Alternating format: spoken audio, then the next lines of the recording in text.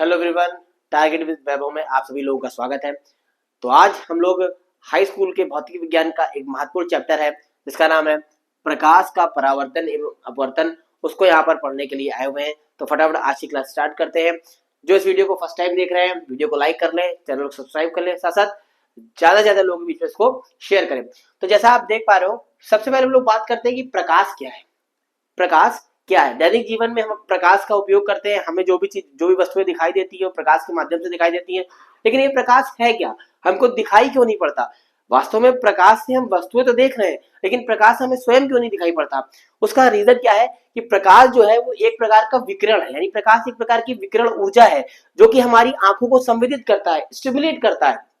और साथ साथ होता क्या है, क्योंकि ये विकिरण ऊर्जा है और विद्युत चुंबकीय तरंगों के रूप में आगे बढ़ता है, इसलिए हमें ये दिखाई नहीं पड़ता। यानी प्रकाश एक प्रकार का विकिरण है जो हमारी आंखों को संवेदित करता है एवं यह क्या है, एक विकिरण ऊर्जा के रूप में पाया जाता है जो कि विद्युत चुंबकीय तरंगों के रूप में आगे बढ़ता है। अब हम बात करते हैं कि तरंग दैर्घ्य कितनी होती है प्रकाश की।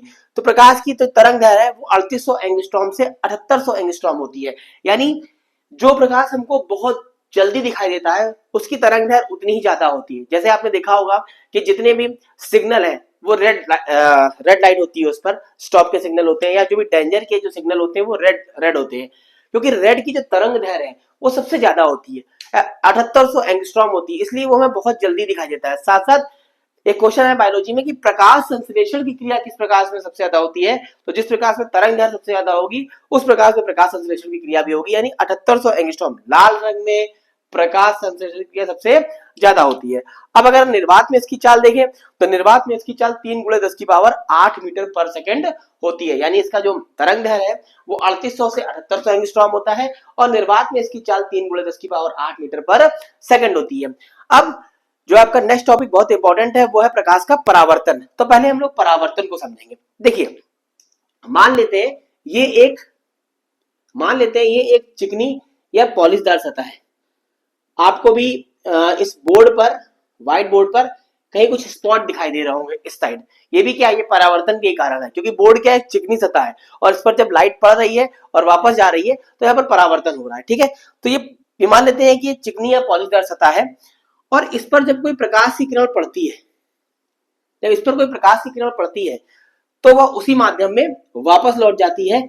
इसको हम लोग बोलते हैं प्रकाश का परावर्तन। यानी डेफिनेशन इसकी हो गई कि जब कोई प्रकाश की किरण, बहुत ध्यान से सुनिएगा, जब कोई प्रकाश की किरण, और वीडियो को अंत तक देखिएगा, जब कोई प्रकाश की किरण किसी चमकदार या पॉलिशदार सतह पर पड़ती है तो वो टकराने के बाद उसी माध्यम में वापस लौट जाती है, इसे प्रकाश का परावर्तन कहते हैं।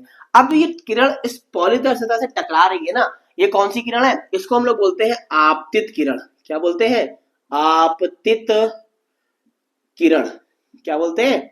आपतित किरण। और परावर्तन के पश्चात जो वापस लौट रही है उसको हम लोग बोलते हैं बेटा परावर्तित किरण।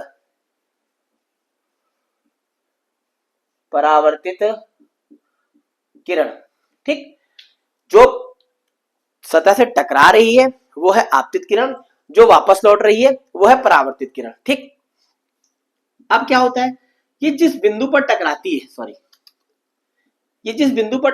है उस बिंदु को हम लोग ओ लिखते हैं। ठीक। और इस पर एक अभिलंब होता है। क्या होता है? इस पर एक अभिलंब होता है, इस तरीके से। क्या होता है? अभिलंब। इसको हम लोग एन से रिप्रेजेंट करते हैं। ठीक। तो यहां से बनते हैं परावर्तन के नियम। क्या बनते हैं?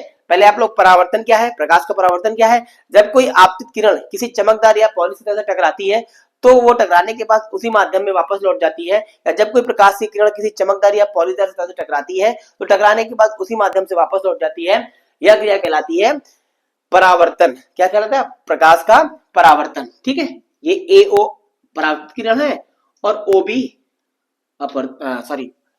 एओ आपतित किरण है और ओबी परावर्तित किरण है। अब देखिए परावर्तन के नियम, देखिए परावर्तन के नियम बहुत इंपॉर्टेंट है, मोस्ट इंपॉर्टेंट। जब भी आप आंसर लगाएंगे आपको यह मिलेगा जरूर, परावर्तन के नियम। अब परावर्तन के नियम क्या होते हैं आप देख पा रहे हैं। ये आपतित किरण है, ये अभिलंब है। बहुत ध्यान से देखिएगा, लास्ट तक वीडियो को देखिएगा, कहीं पर स्किप मत करिएगा। ठीक है, लास्ट तक देखिएगा, कहीं पर स्किप मत करिएगा। और वीडियो के सब्सक्राइबर से या लाइक से या शेयर से या व्यू से जज मत करिएगा, क्योंकि मेरा एक चैनल है लेट्स क्रैक साइंस, आप जाके देख सकते हैं, उसमें मैं बायोलॉजी पढ़ा रहा हूँ। अप्रोक्सीमेटली उसमें लगभग अच्छे खासे सब्सक्राइबर है। वहां पर मैं पिछले कई सालों से बायोलॉजी पढ़ा रहा हूँ, लेकिन मुझे ऐसा लगा कि कुछ बच्चों को फिजिक्स में भी, 10th की फिजिक्स में भी प्रॉब्लम है। वहां पर मैं 9 to 12 बायोलॉजी पढ़ाता हूँ। मुझे लगा कि कुछ फिजिक्स में भी प्रॉब्लम है, इसलिए एक नया चैनल खोला जिसमें मैं फिजिक्स, केमिस्ट्री, मैथ्स सारे सब्जेक्ट पढ़ाएंगे, जिसके आपको अलग अलग यहाँ पर टीचर भी मिलेंगे। तो वीडियो को लास्ट तक जरूर देखिएगा, ठीक। जज मत करिएगा सब्सक्राइबर और लाइक से, ठीक है। अब क्या होगा, यहाँ पर जो आपतित किरण आ रही है वो अभिलंब के साथ, ये अभिलंब है ना, आपतित किरण जो आ रही है वो अभिलंब के साथ एक कोण बनाती है। उस कोण को बेटा कहते हैं एंगल आई। क्यों कहते हैं एंगल आई? क्योंकि आपतित किरण को हम लोग बोलते हैं इंसिडेंट रे, या इसको हम लोग बोलते हैं आपतन कोण। क्या बोल देंगे? आपतन कोण या एंगल आई, ठीक। कौन बना रहा है? आपतित किरण अभिलंब के साथ एक कोण बना रही है। उसके बाद परावर्तित किरण अभिलंब के साथ एक कोण बना रही है, वो होता है बेटा एंगल आर। आर इसलिए क्योंकि परावर्तित किरण को हम लोग बोलते हैं रिफ्लेक्ट रे, ठीक। तो इसको हम लोग बोलेंगे परावर्तन कोण, परावर्तन कोण, ठीक। तो आप देख पा रहे होंगे ये जो आपतन कोण है वो हमेशा परावर्तन कोण के बराबर होता है। आपतन कोण का मान जो है वो हमेशा परावर्तन कोण के बराबर होगा। कभी कभी याद करिए अपने वो दिन जब छत पे बैठ के हम लोग शीशे से दूसरे के मुंह पर चमक मारा करते थे, बेटा वो परावर्तन था, लेकिन वो हम लोग जानते नहीं थे। आज में पता चल रहा है कि वो परावर्तन के कारण ही क्या होता था, सामने वाले के चेहरे पर प्रकाश पड़ता था, फिर वो हमको देखता या देखती थी, है ना। होता क्या था, हम शीशे को टेढ़ा करते थे ऐसे करके और एक रे बनाते थे, जिससे क्या हो, सामने वाले के छत पर या सामने वाले के चेहरे पर प्रकाश पड़ा करता था, ठीक है। हाँ बिल्कुल, देखता था या देखती थी वो भगवान जाने, ठीक। आप देखो क्या है यहाँ पर, ये जो आपतन कोण है वो परावर्तन कोण के बराबर है। दूसरा क्या है, जो ये आपतित किरण है, परावर्तित किरण है और अभिलंब है, तीनों एक ही बिंदु पर होने चाहिए। हम लोग क्या करते थे, शीशे को हिलाया करते थे ऐसे ऐसे, या आज भी घड़ी को ऐसे ऐसे हिलाया करते हैं। क्यों हिलाते हैं? हम आपतित किरण, परावर्तित किरण और अभिलंब तीनों को एक ही तल पर ला रहे होते हैं, तभी सही तरीके से रिफ्लेक्शन हो पाएगा। तो बच्चा यहाँ पर परावर्तन के दो नियम बने। पहला बना आपतित किरण, आपतित किरण, आपतित किरण, परावर्तित किरण, परावर्तित किरण एवं अभिलंब, एवं अभिलंब, अभिलंब तीनों एक ही तल पर होने चाहिए, तल पर स्थित हो, ठीक। अब दूसरा नियम क्या कह रहा है? दूसरा नियम हम सभी लोग जानते हैं, कह रहा है आपतन कोण का मान परावर्तन कोण के सदैव बराबर होना चाहिए, यानी angle I is equal to angle R. आपतन कोण का मान परावर्तन कोण के सदैव बराबर होना चाहिए। तो ये था प्रकाश और प्रकाश का परावर्तन एवं उसके दो नियम, बहुत इंपॉर्टेंट है। यहां पर आप वीडियो को देखिएगा, आराम से देखिएगा। इसके बाद हम लोग डिस्कस करेंगे प्रतिबिंब के बारे में, गोलीय दर्पण के बारे में, और एक वन शॉट बनाएंगे जहां पर न्यूमेरिकल भी कराएंगे, जिससे आपको आगामी परीक्षाओं में बहुत ज्यादा हेल्प मिलेगा।